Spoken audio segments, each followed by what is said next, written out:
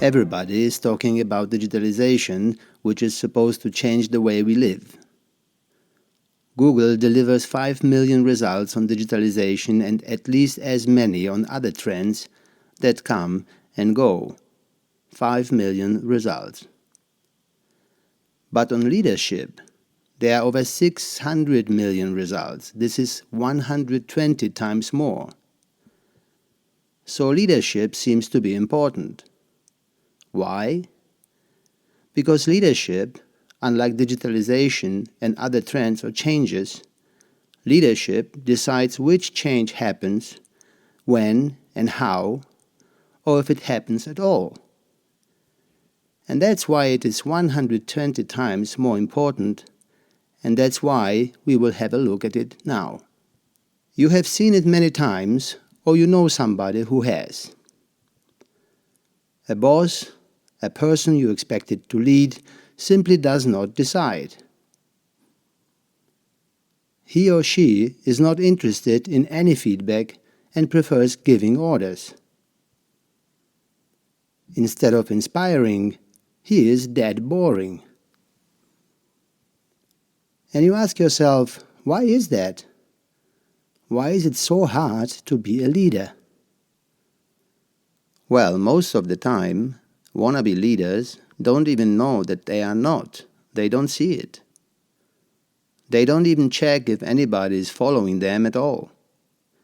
They prefer to look up and pray to the gods of ego, mammon, and vanity. And if they look down, they see a box. Yes, they see a box, as they sit on the top of a pyramid. You know the pyramid, right?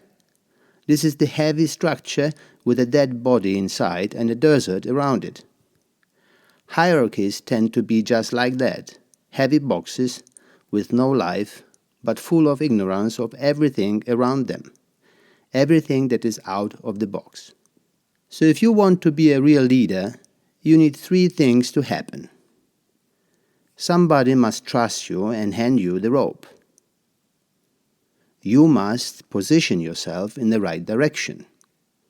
And you must stand firm.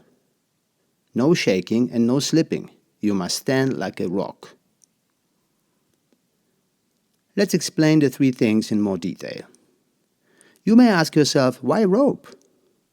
Well, as a matter of fact, people do not follow a leader. They achieve unbelievable things. They go the extra mile. They pull themselves higher not by following, but by using the leader. A leader is like a pulley. Footnote. This is how a pulley works. It allows for pulling more with the same effort. Every additional pulley reduces the effort needed to pull the thing.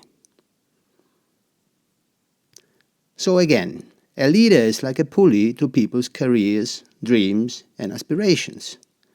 They hand their ropes to him or her, who is a fixed point, and pull themselves up. Footnote. When I say he or him, for simplicity reasons, I mean both male and female leaders. Like a pulley, a leader enables us to pull bigger, heavier things with the same power we have. Surely you could just step up the career ladder or bring your dreams up by climbing, but with a leader it takes surprisingly less effort to get there. And he ensures the right directions too. A good leader will not stick to one wheel or pulley, as he wants to train the future leaders too, so he will combine 2 or 3 or 4 pulleys into a block to manage your pulling. By doing that, he trains new leaders, and you need less pulling power with every additional wheel. That makes a huge difference between organizations, how people move up, or how good people can't move up easily. I am sure you have seen it many times. And I am sure you have noticed already that it is you who is pulling. The leader is not pushing you up. He does only offers a fixed point for your pulling. Second thing a leader must do is he must pick the direction. It sounds simple, but it is in fact not easy at all. If the direction is picked by consultants or by temporary trend pressure to please the analyst or journalist, it will need to be adjusted. Now imagine you are the leader with all the talents who you have inspired, and now you need to change the position while holding them all tight and safe. Oh boy, many accidents can happen during such a maneuver, with casualties below but often also at the leader's level. So you better choose the direction of which you are convinced yourself and stick to it even in hard times. It pays off to take time before such a decision as it pays off to stick to it. Nobody needs a captain when the ocean is quiet and the weather is sunny. But when everything seems to go just wrong, when everything seems to go against an organization. By the way, the direction is not a strategy like selling direct or via intermediaries focusing on this or that customer segment. Those can be changed. Directions are the values. Whatever your values are. People do not work for companies. People do not work for bosses. People work for values which they perceive. A real leader is a living perception. Third leadership factor, if I may say so, is the one most ignored. Leaders are often tempted to involve themselves into pulling activity.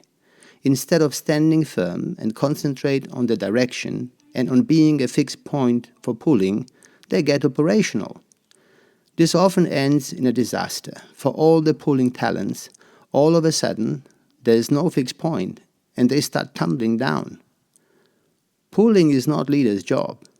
If they do it, the organization gets confused and there are no leading hands to which new talents can hand over trustfully their ropes.